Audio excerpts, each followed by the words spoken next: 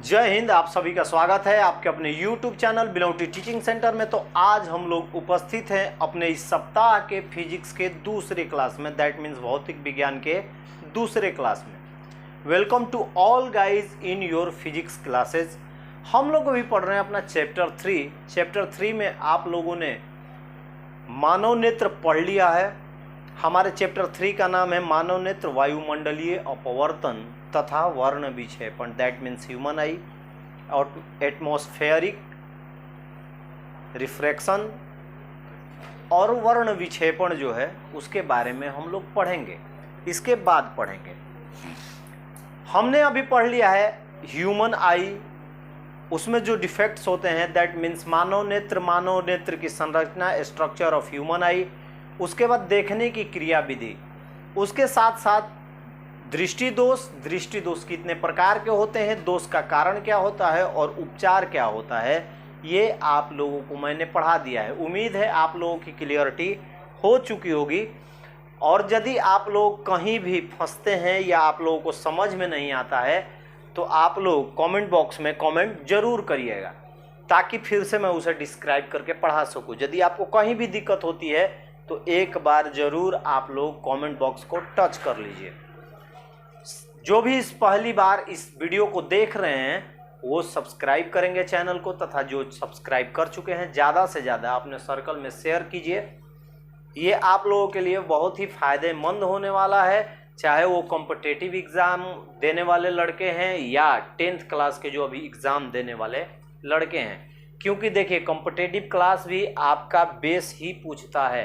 अब वो ज़माना गया कि ज्योग्राफी, सिविक्स और हिस्ट्री पूछा जा रहा है। अब सिर्फ आपके जो भी कॉम्पिटिटिव एग्ज़ाम्स है आप उठा के देख लीजिए, आज से 3-4 साल पीछे का साइंस ज़्यादातर पूछा जा रहा है। तो आप लोगों के लिए भी जो तैयारी कर रहे हैं उनके लिए भी बहुत ही इम्पोर्टेंट ये सब क्वेश्चंस है, आप ऑब्जेक्टिव बना लीजिए। साथ साथ मैं आप लोगों को नोटिस भी ये कर दूं कि जल्द ही मैं डिस्पैच करूंगा अपने कम्युनिटी पोस्ट में कि जो अभी तक 3 चैप्टर पढ़ाए जा चुके हैं उनके अब ऑब्जेक्टिव मैं कम से कम 1 सप्ताह तो जरूर चलाने वाला हूं, यानी 3 चैप्टर्स के ऑब्जेक्टिव कराऊंगा। उसके बाद फिर हम लोग आगे बढ़ेंगे। तो चलिए हम लोग आज अपने इस टॉपिक पे चलते हैं कि हमारा चैप्टर 3 का ह्यूमन आई समाप्त हो चुका है। हमारा दूसरा टॉपिक है, आप लोगों को दिख रहा होगा, वायुमंडलीय अपवर्तन। क्या है वायुमंडलीय अपवर्तन? इसके बारे में पढ़ते हैं, होता क्या है वायुमंडलीय अपवर्तन, एटमॉस्फेरिक रिफ्रैक्शन होता क्या है। सबसे पहले हम लोग पृथ्वी पे रहते हैं, ये आप नोटिस कर लिए हैं। हम क्या रहते हैं? पृथ्वी पे रहते हैं। ऊपर हमारा वायुमंडल रहता है, ऊपर हमारा वायुमंडल रहता है। आगे आप जैसे जैसे जाएंगे वैसे वैसे पढ़ेंगे वायुमंडल की कितनी परत होती है, क्या होती है, क्या नहीं, सब कुछ आपकी क्लियरिटी हो जाएगी। ये है हमारा वायुमंडल, हम रहते हैं इस पे। हम क्या रहते हैं? इस पे, क्रस्ट पे रहते हैं, हम क्रस्ट पे रहते हैं। अब देखिए होता क्या है कि वायुमंडल अशांत होता है, इसमें ठंडी हवाएं, गर्म हवाएं, कहीं कहीं हवाएं ना के बराबर भी हो जाती हैं। अब इसमें क्या होता है कि ठंडी हवाएं, गर्म हवाएं सब चलती हैं। ठंडी हवाएं तो निश्चित दिशा में आकार लेके चलती हैं, लेकिन गर्म हवाओं के यानी हॉट ब्रीज जो होती है इसका क्या होता है? अपवर्तनांक कम होता है। क्या होता है? अपवर्तनांक कम होता है। अपवर्तनांक कम होने के कारण क्या होता है कि वायुमंडलीय अपवर्तन होता है। हमारा वायुमंडल अशांत होता है जिसमें ठंडी तथा गर्म हवाएं हमेशा चलते रहती हैं। ठंडी हवाएं एक निश्चित दिशा में तथा अधिक अपवर्तनांक के साथ चलती हैं, लेकिन गर्म हवाएं जिनका अपवर्तनांक कम होता है वो क्या करती हैं? आने वाले प्रकाश को, पहले प्रकाश निर्वात में चलता है, शून्य में चलता है। सूर्य से जब प्रकाश आता है, ये मान के चलिए आपका सूर्य है, यहां से जब प्रकाश चला आपके वायुमंडल में जैसे ही आता है, गर्म हवाओं में पड़ता है ना, तो इसका रिफ्लेक्शन होना चालू हो जाता है, ये रिफ्लेक्टिव होते रहता है, यानी ये विचलित होते रहता है, इसका अपवर्तन होना चालू होता है। दैट मीन्स कहा जाए कि पृथ्वी के वायुमंडल द्वारा प्रकाश के अपवर्तन को, दैट मीन्स एटमॉस्फेयर द्वारा, refraction that means light of refraction जब एटमॉस्फेयर द्वारा होता है तो उसी को हम लोग एटमॉस्फेरिक रिफ्रैक्शन कहते हैं। दैट मीन्स पृथ्वी के वायुमंडल द्वारा प्रकाश के अपवर्तन को वायुमंडलीय अपवर्तन कहा जाता है। ये आपकी क्लियरिटी हो गई।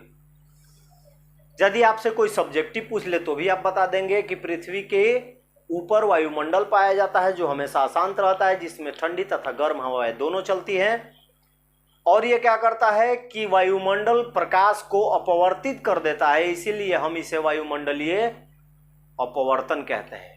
ये हो गया आपका वायुमंडलीय अपवर्तन। अब इस पे आपके बहुत सारे क्वेश्चन आते हैं। क्या होते हैं? बहुत सारे क्वेश्चन आते हैं। क्वेश्चन आएंगे, सॉल्व करेंगे। पहला आपका बहुत ही VVI क्वेश्चन एक आता है आपके एग्जाम में, हमेशा प्रायः पूछा जाता है कि तारे क्यों टिमटिमाते हैं? तारे क्यों टिमटिमाते हैं? आपका क्वेश्चन आता है हमेशा, देखिएगा कि तारे क्यों टिमटिमाते हैं। ये आप लोगों को प्रायः पूछा जाता है कि तारे क्यों टिमटिमाते हैं। तो देखिए, सबसे पहले चलिए हम एक डायग्राम बनाते हैं। डायग्राम के द्वारा हम समझते हैं। सेम डायग्राम रहेगा, कुछ नहीं करना है। थोड़ा स्पेस लेने के लिए मैं थोड़ा इसे नीचे बनाऊंगा ताकि आप लोगों की क्लियरिटी अच्छी तरह से हो जाए। सबसे पहले आपका क्वेश्चन आता है या कोई आपसे क्वेश्चन करता है कि बताइए कि तारे क्यों टिमटिमाते हैं। सबसे पहले हम कहाँ रहते हैं? हम रहते हैं पृथ्वी पे। पृथ्वी के क्रस्ट पे हम रहते हैं, इसके ऊपरी सतह पे हम रहते हैं, क्रस्ट पे, जिसको ऊपरी सतह बोला जाता है। गट्स मत पढ़िएगा, ये CRUST है, क्रस्ट। ऊपर हमारा वायुमंडल है, ये हो गए हमारे ग्रह, और इनसे ऊपर हो गए हमारे तारे। ये क्या होते हैं? इनसे ऊपर तारे। आपका क्वेश्चन है कि तारे क्यों टिमटिमाते हैं। क्वेश्चन आएगा तारे क्यों टिमटिमाते हैं। सीधी सीधी बात, प्रकाश चलता है तारों का। प्रकाश क्या होता है? तारों का चलता है। तो जब ऊपर से आता है तो निर्वात में, लेकिन जैसे ही ये घुसता है हमारे वायुमंडल में तो ये क्या होता है? अपवर्तित होता है। क्यों? क्योंकि गर्म हवाओं के अपवर्तनांक कम होने के कारण ये प्रकाश जो है अपवर्तित होता है, रिफ्रैक्टिव होता है, जिसकी वजह से कभी लगता है कि प्रकाश हमें दिखाई दे रहा है, लेकिन कुछ समय के लिए लगता है कि ये दिखाई नहीं दे रहा है। कुछ समय बाद लगता है कि थोड़ा और तेज हमको दिखाई दे रहा है। यानी प्रेक्षक जो देख रहा है, जो विजुअल कर रहा है स्टार्स को, उन्हें लगता है कि कभी दिखाई दे रहा है, कभी नहीं दिखाई दे रहा है। तो हमें लगता है कि वो टिमटिमा रहे हैं, ऐसा हमें प्रतीत होता है, ऐसा होता नहीं है। अब आप लोगों को रीजन समझ में आ गया होगा कि क्यों हमें लगता है कि तारे टिमटिमा रहे हैं। देखिए, प्रकाश जब वायुमंडल में, तारों का प्रकाश वायुमंडल में आता है तो आने के बाद अपवर्तनांक गर्म हवाओं का कम होने के बाद ये क्या होता है? टिमटिमाते हुए नजर इसलिए आता है कि ये अपवर्तित होता है, अपवर्तन होता है इसमें, जिसकी वजह से ये कभी हमें दिखाई देता है, कभी नहीं दिखाई देता है। तो हमें लगता है कि तारे टिमटिमा रहे हैं। तारे टिमटिमाते नहीं हैं। उनके प्रकाश का वायुमंडल द्वारा अपवर्तन के कारण कभी हमारी आंखों पे उनका प्रकाश आता है, कभी नहीं आता है। यही कारण है कि हमें लगता है कि तारे टिमटिमा रहे हैं। एक बार आप लोग नोटिस कीजिएगा, गैस का बर्नर, इससे लौ निकल रही है, देखे होंगे, या चूल्हा भट्टी से जो आग निकलती है, भट्टी जल रही है कोयले वाली, उसमें से जब आग निकल रही है, ध्यान से उस लौ को देखिएगा। उसमें देखिएगा कि कुछ कण जो है ना, लग रहा है कि उड़ रहा है, कुछ छोटे छोटे उसमें से कण उड़ रहा है, एकदम लाल भाग आपको दिखाई देगा। वो क्या होता है? वही होता है कि वायुमंडल द्वारा प्रकाश को अपवर्तित कर दिया जाता है, उसमें धुंध सी रचना आपको दिखाई देती है। वही सेम प्रोसेस तारों द्वारा होता है। तो तारों, लगता है कि तारे टिमटिमा रहे हैं। क्लियरिटी, तारे क्यों टिमटिमाते हैं समझ में आ गया होगा। आपसे अब कोई क्वेश्चन तुरंत करेगा तो ठीक है, चंद्रमा और ग्रह क्यों नहीं टिमटिमाते हैं? आपसे क्वेश्चन हो सकता है कि तारे ठीक है, हम मान लिए कि टिमटिमाते हैं, लेकिन चंद्रमा हो गया और ग्रह हो गए, ये क्यों नहीं टिमटिमाते हैं? तो सीधे सीधे क्वेश्चन बोलिएगा कि पृथ्वी से ये ज्यादा दूर पर नहीं है, इसीलिए इनके प्रकाश का अपवर्तन नहीं होता है, या अपवर्तनांक कम होने के कारण इनके प्रकाश पे कोई असर नहीं पड़ता है, इसलिए हमें ये स्पष्ट दिखाई देते हैं। तारे बहुत दूर हैं हमारे पृथ्वी से, उनका प्रकाश जब वायुमंडल में आता है और वायुमंडल में आने के बाद अपवर्तित हो जाता है, इसीलिए वो हमें टिमटिमाते हुए नजर आते हैं।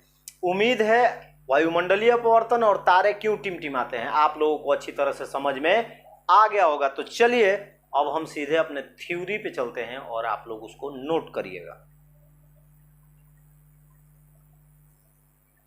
जैसा कि आप लोगों ने अभी समझा कि वायुमंडलीय अपवर्तन क्या होता है और तारे क्यों टिमटिमाते हैं, आप लोगों को शायद जो मैंने आपको पढ़ाया उस क्लास के बाद आप लोगों को समझने में किसी प्रकार की कोई दिक्कत नहीं होगी। तो चलिए सीधे हम टॉपिक पे बात करते हैं और बात करते हैं हमारे थ्योरी पे। एक बार थ्योरी को पढ़ लेते हैं। आपकी समझने की जो कैपेसिटी है वो आपको, मेरे को लगता है कि समझने के मामले में आप लोग संतुष्ट होंगे। वायुमंडलीय अपवर्तन एटमॉस्फेरिक रिफ्रैक्शन, पृथ्वी के वायुमंडल द्वारा प्रकाश के अपवर्तन को वायुमंडलीय अपवर्तन कहते हैं। The refraction of light by the earth atmosphere is called atmospheric refraction.